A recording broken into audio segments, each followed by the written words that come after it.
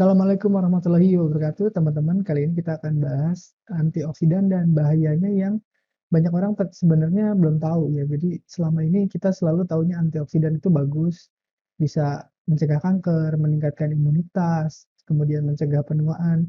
Jadinya hampir semua produk sekarang ada antioksidannya, mulai dari makanan, minuman, suplemen, vitamin, ya, apapun sekarang dikasih label antioksidan gitu, karena memang kalau dikasih antioksidan itu jadi laku barangnya. Nah, tapi masalahnya ya tidak selalu antioksidan itu bagus.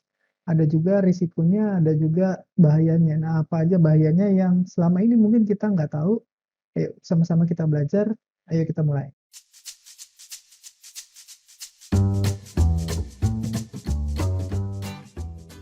Pada tahun 2013 di University College London, ini ada peneliti yang melakukan penelitian anti-aging. Nama penelitinya itu Profesor David James. Dia meneliti oksidasi pada sel cacing. Jadi, cacing tanah ini umurnya hanya 2 minggu, sekitar 14 hari. Si profesor ini berusaha mencari cara gimana supaya si cacing ini umurnya bisa lebih panjang, ya. Jadi dengan cara-cara anti-aging.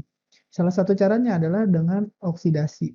Kalau tubuh kita banyak radikal bebas, banyak oksidasi, maka sel-selnya akan cepat rusak, cepat tua, dan cepat mati.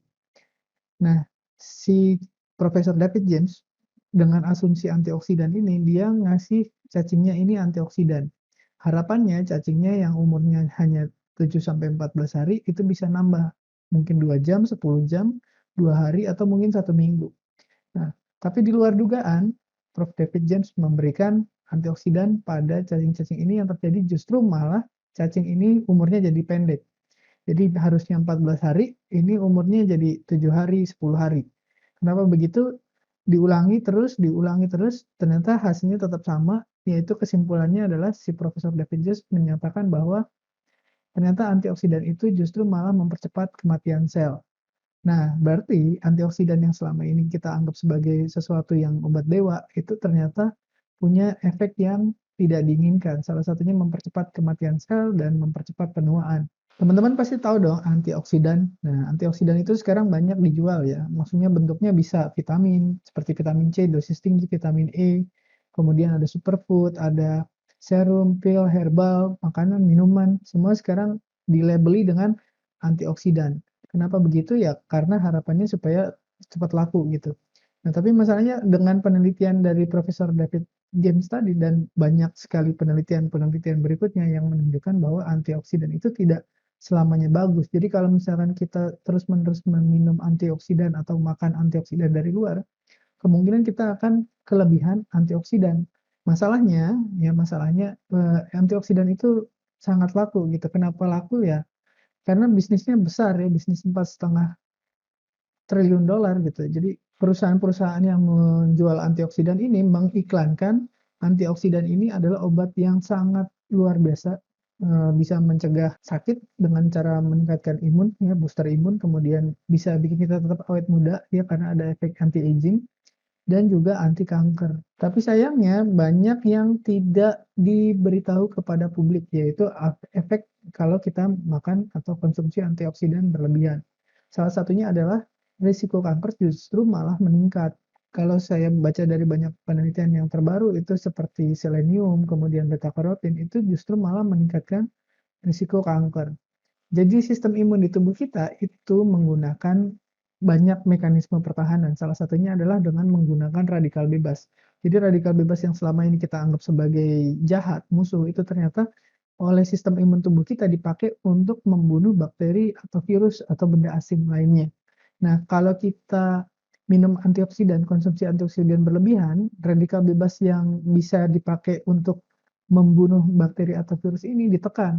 Jadinya bakteri atau virus ini tidak ada yang membunuh. Jadi kita lebih gampang kena infeksi, lebih gampang bakteri atau virus itu untuk masuk dan bertahan berkembang biak di dalam sel-sel tubuh kita, ya. Karena kita minum antioksidan, sementara, si bakteri atau virusnya ini matinya justru karena radikal bebas, justru karena reaksi oksidasi, gitu.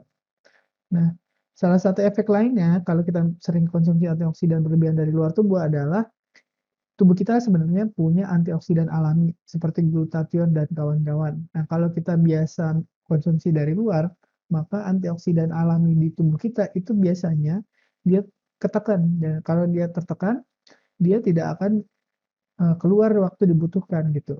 Sebenarnya dari mana sih awal mulanya sampai antioksidan ini sangat heboh gitu, sangat luar biasa, dianggap sebagai sesuatu yang dewa? Nah, awal mulanya itu karena dari logika yang akhir-akhir ini kayaknya harus dinyatakan keliru gitu ya. Jadi gini, radikal bebas itu meningkat kalau ada oksidasi. Nah, oksidasi itu merusak sel DNA. Di dalam sel itu ada DNA dan itu rusak, jadi DNA-nya juga ikut rusak. Nah, kalau rusak itu bisa menyebabkan kanker ya, meningkatkan risiko kanker, menyebabkan kita lebih cepat tua karena sel-selnya itu lebih cepat menua, dan kita bisa kena sakit-sakit kronis kayak misalkan diabetes, kemudian hipertensi, terus asam urat dan lain-lain ya. Nah, logikanya adalah kita harus konsumsi antioksidan untuk menurunkan radikal bebas. Ya, kan tadi radikal bebas meningkat karena ada oksidasi. Jadi supaya tidak ada radikal bebas, kita harus minum antioksidan. Nah, logika yang terakhir ini ternyata tidak sepenuhnya benar. Jadi bahkan mungkin keliru. Kenapa? Karena ada fakta-fakta yang disembunyikan. Yang pertama adalah kebanyakan antioksidan itu penelitiannya dilakukan di laboratorium dan belum banyak penelitian efek antioksidan yang terjadi di manusia, populasi gitu ya. Jadi kebanyakan antioksidan itu bagusnya waktu di laboratorium, tapi ketika dites di orang beneran, di populasi itu belum banyak datanya dan kebanyakan justru malah dampaknya buruk gitu. Nah, kenapa bisa begitu? Karena waktu kita konsumsi antioksidan dari luar, itu yang masuk sel itu hanya sedikit, karena waktu kita konsumsi di saluran cerna dikurangi lah jumlahnya yang masuk. Kemudian waktu masuk aliran darah itu juga jadi semakin sedikit yang masuk. Jadi, yang antioksidan yang kita konsumsi itu jumlahnya sedikit, dia harus melawan sekitar 3 juta, maaf nih, berapa nih coba?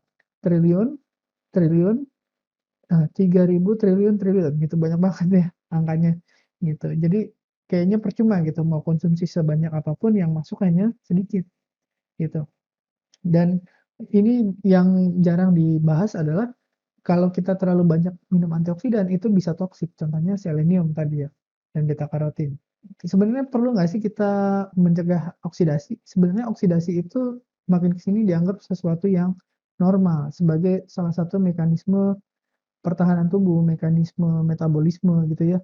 Nah, kalau kita metabolisme, kita makan tiap hari ya, bernafas ya, metabolisme juga, itu pasti terbentuk, eee, radikal bebas, pasti terbentuk, oksidan ya, karena reaksinya reaksi oksidasi. Nah, kalau kita kena sinar matahari itu juga pasti terbentuk radikal bebas ya. Dan sebenarnya kita punya antioksidan alami namanya glutathione. Ya, glutathione dan kawan-kawan. Nah, si antioksidan alami ini sebenarnya jumlahnya cukup kalau kita gaya hidupnya normal-normal aja. Jadi kita punya radikal bebas segini dari makan, kena sinar matahari dan lain-lain.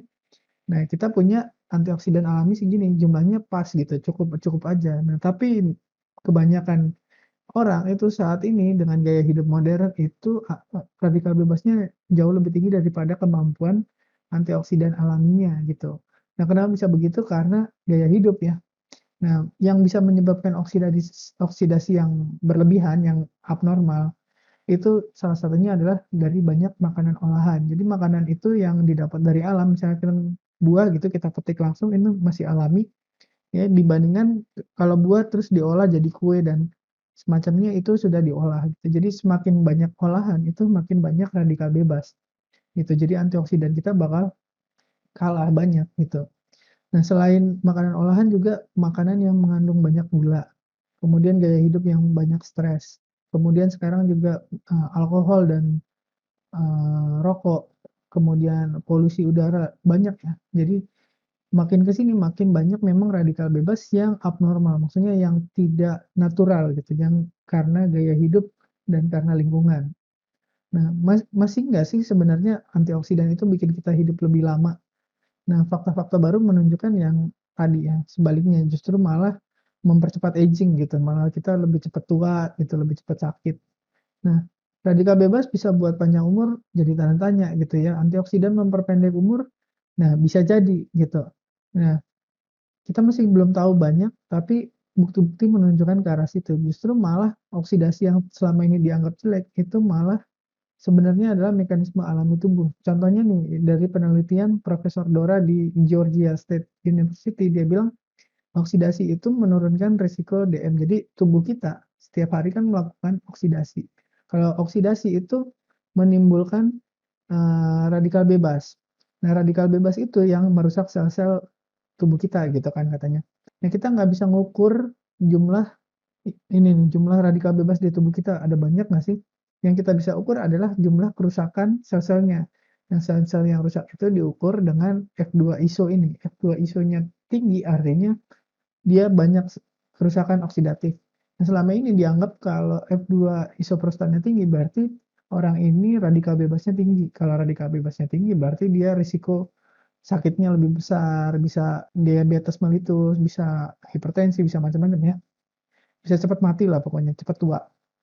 Nah, tapi penelitian dia menunjukkan sebaliknya ya. Justru kalau F2-nya tinggi itu kan menunjukkan metabolismenya tinggi. Nah, orang-orang dengan metabolisme yang tinggi, ya, dengan F2 isoprostan yang tinggi, justru malah risikonya untuk kena diabetes mellitus itu rendah. Oksidasi di tubuh kita salah satunya adalah oksidasi sel-sel lemak. Jadi kita kayak keadaan biasa begini sebenarnya sel-sel lemak ini teroksidasi. Jadi kalau kita puasa, maksudnya puasa tuh pas tidak makan itu ya, tidak makan nggak harus puasa yang seperti di agama itu. Maksudnya puasa itu adalah kondisi waktu kita tidak makan selama 6 sampai 8 jam, itu kita masih pakai, karbohidrat, masih pakai cadangan makanan. Tapi setelah lewat 6 sampai 8 jam, itu kita sudah mulai memetabolisme lemak. Nah, kalau kita metabolisme lemak tuh maksudnya sel-sel lemaknya dihancurin, dipecahin, dipakai untuk, energi. Nah, semakin banyak kita menggunakan lemak sebagai energi, terjadi oksidasi sel lemak, itu sel lemaknya makin banyak yang hancur, itu makin bagus. Jadi resiko DM kita lebih rendah. Nah, tiap orang tuh ternyata beda-beda kemampuannya untuk memecahkan lemak, mengoksidasi sel lemak. Jadi orang-orang yang kemampuan untuk mecahin sel lemak atau oksidasi sel lemaknya ini lebih bagus, itu F2-nya lebih tinggi. Jadi kesimpulannya dia adalah, si Profesor Dora ini bilang, semakin tinggi F2 isoprostannya, semakin banyak metabolisme sel lemaknya, ya, sel-sel lemaknya justru malah risiko diabetes mellitusnya itu lebih rendah, gitu. Jadi oksidasi itu sebaiknya tidak dicegah gitu menurut dia, karena ya bagus, bisa mencegah penyakit ya seperti diabetes mellitus. Nah, penelitian dia juga menunjukkan kalau stres itu sebenarnya akan menimbulkan itu radikal bebas, dan radikal bebas itu dibutuhkan untuk mempertahankan homeostasis. Homeostasis itu maksudnya tubuh kita berusaha untuk kembali ke keadaan yang normal, stabil gitu ya, homeostasis, ya balik ke keadaan yang normal dan stabil. Nah, ketika ada stres, yang maksudnya ada, kebutuhan akan energi yang tinggi, itu tubuh kita salah satu caranya adalah mengeluarkan radikal bebas itu. Jadi metabolisme itu adalah respon terhadap stres ya. Tadi kan dibilang, kalau metabolismenya tinggi, F2-nya juga tinggi gitu. Nah, kalau kita makin banyak stresnya, stres bukan hanya stres, eee, pikiran ya, tapi stres fisik juga, kecapean gitu, itu metabolismenya akan ikut naik. Jadi kalau metabolismenya naik, F2-nya juga pasti naik gitu. Nah, jadi sebenarnya oksidasi adalah mekanisme tubuh untuk kembali ke keadaan normal dan stabil gitu. Jadi jangan dimusuhin gitu inti penelitian dari Profesor Dora tadi. Nah, jadi sekarang kita mesti gimana nih? Mesti anti antioksidan atau pro antioksidan? Intinya adalah seimbang. Tadi kan kita punya antioksidan alami, terus selalu ada namanya radikal bebas dalam tubuh, dan kalau kita gaya hidupnya nggak bagus ya, nggak sehat, itu radikal bebasnya jauh lebih tinggi daripada kemampuan kita untuk mengeluarkan atau menetralisir, radikal bebas gitu. Nah, kita, gimana supaya seimbang nih radikal bebas sama, antioksidan alami kita. Jadi gimana caranya ya hiduplah dengan gaya hidup yang bagus gitu, yang seimbang.